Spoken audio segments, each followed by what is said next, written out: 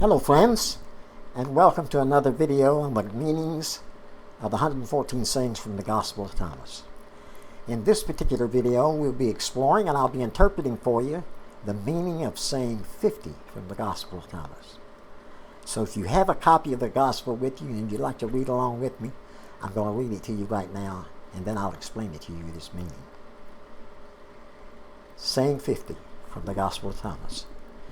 Jesus said, "If they say to you, 'Where have you come from?'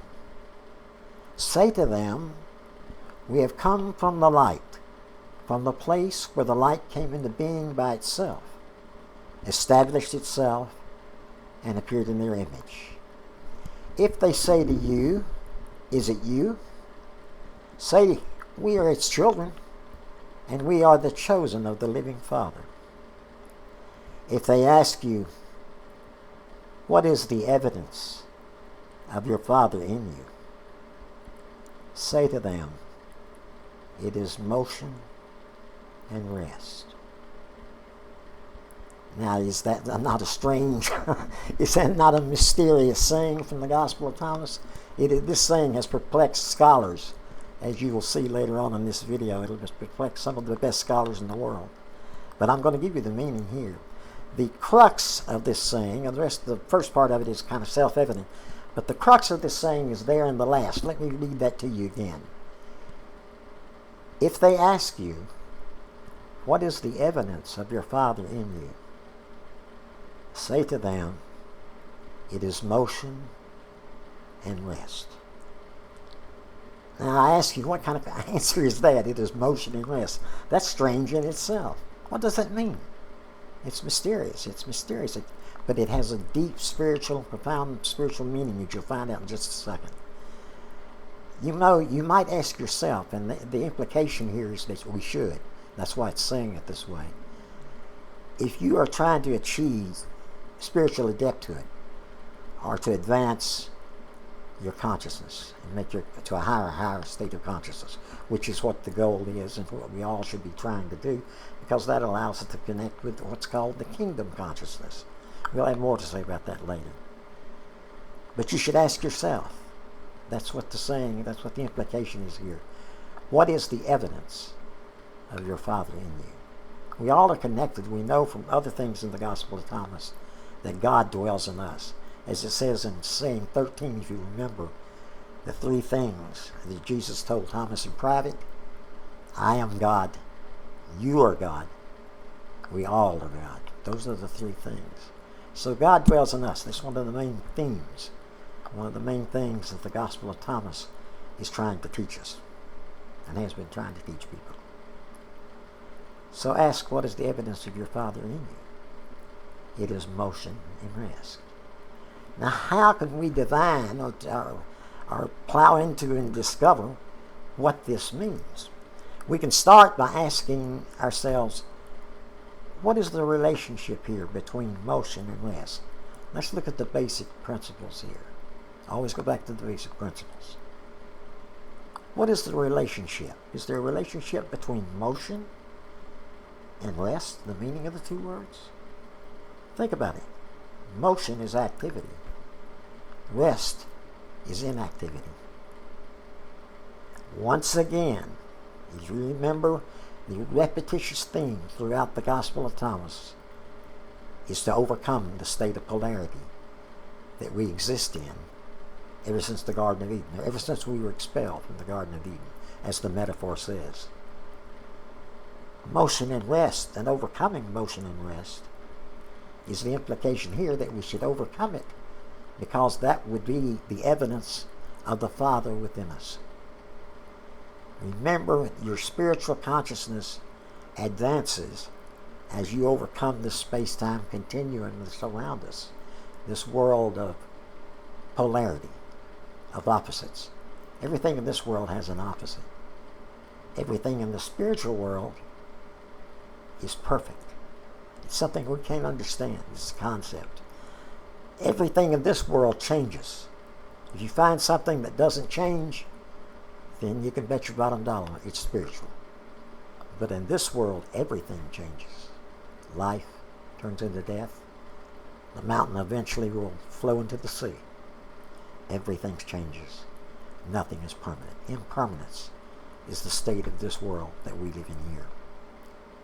So by overcoming this idea of motion and rest, going down that middle path where it's neither motion nor rest, concept hard to understand, I understand, that will produce in you a certain stage of spiritual advancement. And the more adept you become at that, overcoming your tendency to believe in and look at and evaluate and judge this world of opposites, the more you get away from that, the higher you go in consciousness. The Gospel of Thomas, remember, is a manual that's designed to teach you to raise your consciousness. Here we have one more example of it, one more exercise.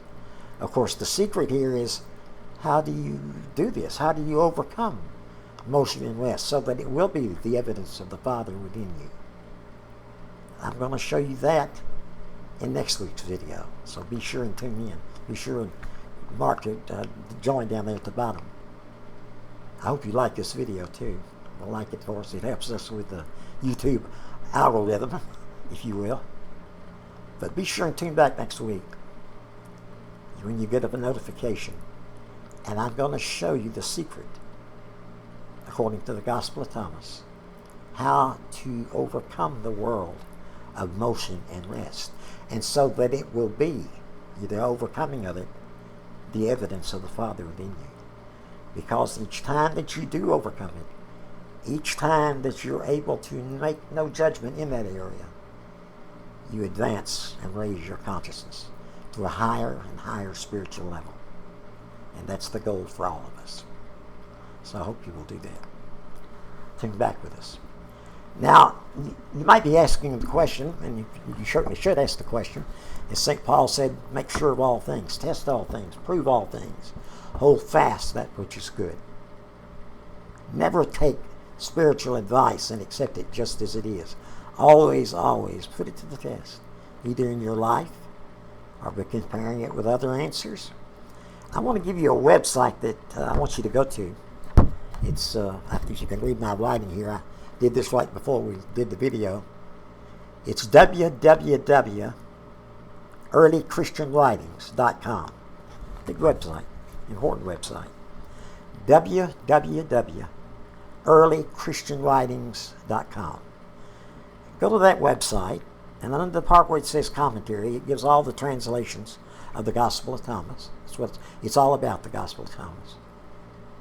And look under the part where it says commentary, and then go to the commentary by other experts, biblical experts, scholarly experts, theological experts, the comments and what they say about what saying 50 means. It will be a very convoluted trick for you. And compare what they say, all of these experts. You can read all of them. I think there's 5 or 6 of them there. And compare that with what I've told you in this video. And you tell me then, you make the decision. You're the judge. Which one is correct? To tell you the truth, they don't even give you an interpretation per se. Go there and read it and you'll see what I'm talking about. Oftentimes, in biblical things, and certainly when it comes to the Gospel of Thomas, you'll find that oftentimes the experts aren't expert. Now, they'll probably get pretty mad at me, but that's all right. I'm not in their league. I'm not in their league at all. So I hope you'll go check it out and see who you think is right. And in the meantime, support us by going to patreon.com. Secrets of Thomas at patreon.com. It says Secrets of Thomas David Clay. And whatever you'd like to contribute, for those of you who feel like you've gained something from this, then help us. Help us to produce more videos. Every little nickel counts.